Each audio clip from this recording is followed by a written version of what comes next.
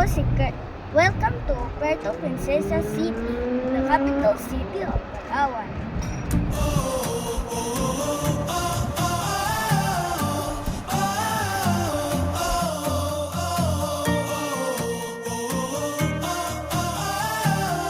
Ngayong araw, samahan ninyo akong tuklasin ang natatagong kasaysayan ng Puerto Princesa City, Baywalk. Pero bago ang lahat, batay sa aklat ng Puerto Princesa 2004, mayroong tatlong rason kung bakit tinawag Puerto Princesa. Una, dito sa kinatatayuan ko, ang Puerto Princesa City, Baywalk, isa sa naging refueling station ng mga barkong pagdigma ng Espanyol para masakop nila ang ibang province dito sa Pilipinas.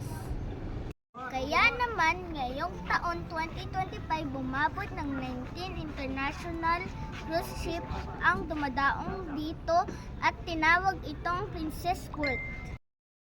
Pangalawa, tinawag na Puerto Princesa ang aming bayan dahil isinunod ito sa pangalan ni Princess Olililla ng Spain.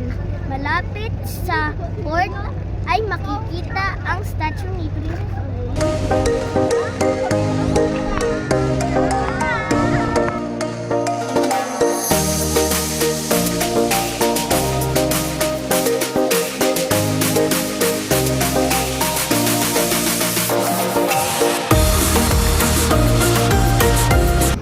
Pangatlo, dito sa City Baywalk, kinaganap ang mga international competition kagaya ng Dragon Boat, Iron Man, kung saan lumalahok ang iba't ibang bansa kagaya ng Pilipinas.